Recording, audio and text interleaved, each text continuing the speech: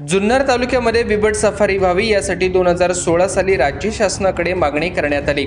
ही मागणी आता 2022 मध्ये पूर्ण झाली असून हा प्रकल्प जुन्नर तालुक्यात न होता बारामतीला होणार असल्याचं समजल्यानंतर जुन्नर तालुक्याचं राजकारण तापायला सुरुवात झाली आहे। अशातच जुन्नर तालुक्याचे माजी आमदार शरददादा सोनवणे यांनी बिबट सफारी जुन्नर तालुक्यातच व्हावी यासाठी प्राणांतिक उपोषणाचं हत्यार उपसलंय। या उपोषणाला शहरातील तसेच तालुक्यातील अनेक जण पाठिंबा देत आहेत।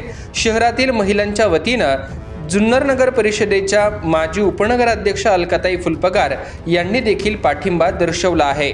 तसेच आता मागे हटू नका असे देखील दादांना अलकाताई फुलपगार यांनी आवाहन केलं आहे।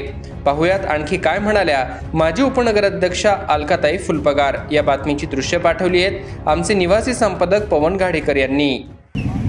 उपस्थित सर्व बंधू आणि भगिनींनो, खरं तर आज सगळ्या माझ्या महिला पण आलेल्या आहेत। बिबट सफारी ही जुन्नर तालुक्यातच व्हावी यासाठी आपल्या तालुक्याचे माजी आमदार शरददादा सोनवणे आपला माणूस हे उपोषणाला बसलेले आहेत आणि त्यांना पाठिंबा देण्यासाठी महिला तरी येतातच, परंतु जुन्नर तालुक्यातून मला वाटतं रीग लागलेली आहे। कालपासून मी स्वतः बराच वेळ इथे होते, त्याच्यानंतर मी सारखे मला ते हे पाहायचं जास्त छंद नाही, पण जसे दादा उपोषणाला बसले तसे मी सारखं व्हॉट्सअप पाहते, त्याच्यामुळे सारखी रीग ही लागलेली आहे। आणि जुन्नर तालुक्यातल्या जनतेला वाटतंय की बिबट सफारी झालीच पाहिजे आणि त्याच्यासाठी दादांना पाठिंबा देण्यासाठी खरं तर दादांनी प्राणांची बाजी लावलेली आहे ह्या सगळ्या गोष्टींसाठी, बिबट सफारीसाठी। जुन्नर तालुका पर्यटन करण्यामध्ये दादांनी पुढाकार घेतला आणि म्हणून जुन्नर तालुका पर्यटन तालुका झाला आणि त्यातलाच हा भाग होता बिबट सफारीचा।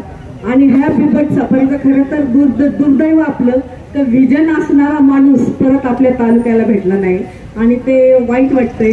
जर तसा माणूस भेटला असता तर कदाचित आता बिबट सफारी आपली उभी पण राहिली असती, परंतु ती बिबट सफारी गुपचूप मध्ये बारामतीला जाती, नंतर परत जेव्हा जनता उठाव देते, दादा उठाव देतात, त्यावेळेस मग कुठंतरी सभागृहात आम्ही असं केलंय तसं केलंय आणि नंतर जनतेने उठाव घेतल्यानंतर पुन्हा बिबट सफारी इथंच होईल आणि मग ते फ्लेक्स लागले जातात। हे खरं तर सगळं चुकीचं आहे आणि म्हणून तालुक्यातल्या जनतेला मी विनंती करी की जोपर्यंत आपल्याला पत्र येत नाही जनतेने गप्प बसायचं नाही। दादा तर नाहीच बसणार, परंतु आपणही गप्प बसायचं नाही।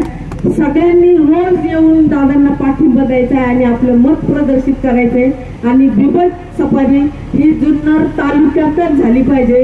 खूप पळापळी झाली, शिवसृष्टी पळवली, ऑफिसं पळवली, बारा भानगडी पळवल्या, पण बिबट सफारी पळवूच द्यायची नाही असा चंग बांधायचा आहे। दादा तुमच्या ह्या सगळ्याला आमच्या जुन्नर तालुक्यातील सगळ्या महिलांच्या वतीने जाहीर पाठिंबा देते। थांबते, धन्यवाद।